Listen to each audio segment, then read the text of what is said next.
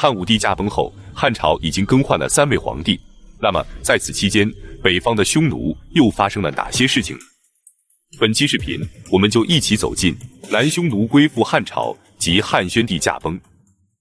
公元前74年，刘病已登基为帝，即汉宣帝。7年后，他将8岁的儿子刘氏立为了皇太子。那么这段时间，许久未见的匈奴又在做着什么呢？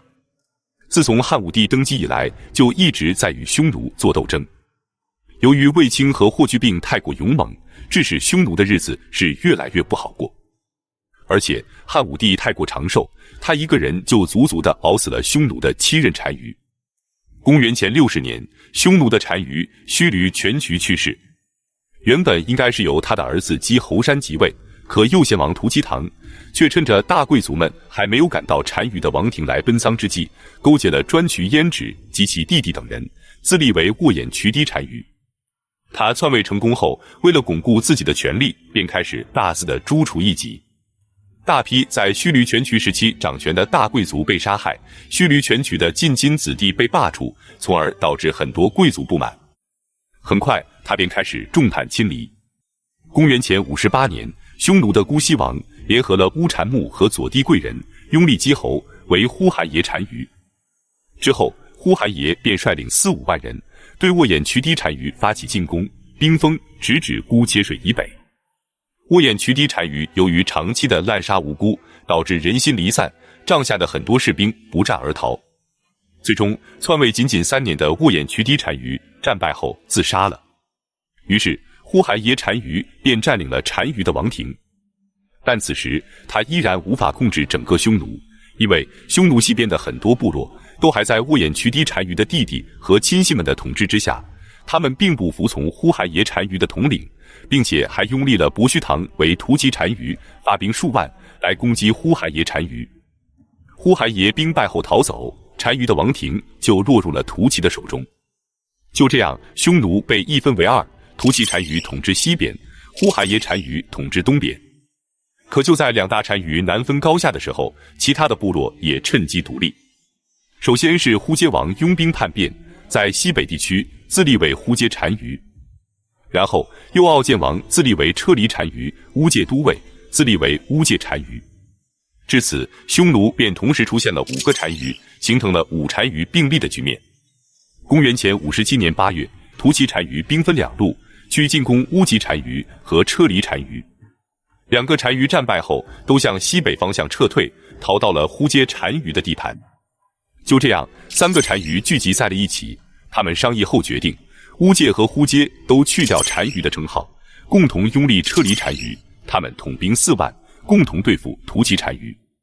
突骑单于闻讯后，派出2名大将，分别带领4万骑兵镇守东方，防备呼韩邪单于的进攻，自己则亲率4万骑兵去攻打车离单于。车离单于再次战败，向更西北的方向逃走了。突骑单于取胜后，向西南退兵，准备在细墩稍事休整，然后便一举扫平车离单于的势力。可就在这个时候，呼韩邪趁着突骑单于领兵在外，王庭空虚之时，准备趁虚拿下王庭。他派出数万大军去攻击防守他的2员大将，杀敌10000人后，便朝着单于的王庭发起进攻。突骑单于闻讯后，连忙率领6万骑兵前来保卫王庭。可当他们走到入姑时，却遭遇了呼韩邪4万大军的埋伏。最终，突骑单于兵败后自杀，呼韩邪单于则再次占领了单于的王庭。突骑单于死后，他的儿子以及亲信大臣都逃往了汉朝，车离单于则投降了呼韩邪。至此，5单于并存的局面彻底结束。但是呼韩邪虽然再次驻兵于单于的王庭，可依然得不到贵族们的支持，他所能调动的部众也仅有数万人。而且很快他也陷入了众叛亲离的困境，其中最大的反叛者竟然是他的哥哥左贤王呼图乌斯。他自立为郅支单于，率军反叛自己的弟弟。结果呼韩邪不敌，战败后只能向南逃跑，一直逃到了汉朝的边境。为了能得到喘息的机会，当逃到汉朝长城边上的时候，他采纳了大臣们的建议，决定投靠汉朝。公元前52年，呼韩邪单于率军到达五原郡的北边，然后派出使者前往长安，商议投靠汉朝之事。消息传到长安，犹如撼天之雷，响彻了长安城的上空。这是汉匈征战以来最大的利好消息。汉宣帝连忙与群臣商议，最后决定接受呼韩邪单于的称臣。随后，呼韩邪便将自己的儿子朱楼屈唐送来汉朝当人质。郅支单于得知消息后，也把儿子居于利送来汉朝当人质，企图阻止汉朝支持呼韩邪。公元前51年正月，呼韩邪单于亲自来到长安，在甘泉宫朝见了汉宣帝。他向汉宣帝说明，他并不是汉朝的贵宾，而是要成为汉朝的藩属。条件是：第一，可否允许匈奴人移居到光禄塞；第二，如果郅支单于攻打他，可否允许他们撤退到受降城。光禄塞是公元前102年徐思维负责修建的城堡，距离五原塞约50多里。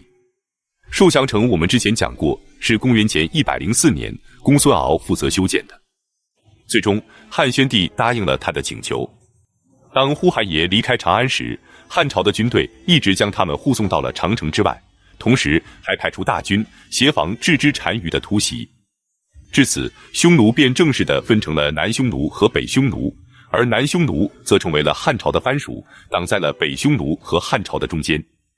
从此，汉朝北方的边境则再也不会受到匈奴的侵略了。公元前49年，汉宣帝刘询病重，他任命史高为大司马兼车骑将军，萧王直为前将军光禄勋，周堪为光禄大夫，并让他们共同辅佐太子。公元前48年，汉宣帝刘询驾崩于未央宫，享年43岁。他以传奇的身世继承帝位，登基后他为正宽简，轻徭薄赋。他所在的时代被史学家称之为昭宣之治，这是继文景之治后大汉王朝又一个太平盛世。也是在他即位的时期，司马迁的外孙杨敞才把《史记》的原稿上奏，使这部伟大的著作得以向世人公开。随后他被葬于杜陵。杜陵位于今天西安市雁塔区的三赵村以南。陵园内除了宣帝陵，还有王皇后陵、陵庙、陵邑等遗址7处，陪葬坑5处，陪葬墓100多座。杜陵也是西汉所有的帝陵中规模较大、保存最为完整的帝王陵寝。汉宣帝驾崩后，太子刘氏即位，即汉元帝。他是汉宣帝刘病已和皇后许平君所生的儿子，也是西汉王朝的第11位皇帝。那么，刘氏继位后，汉朝又会发生什么呢？我们下期继续讲述。本期视频就到这里，感谢观看，下期再见。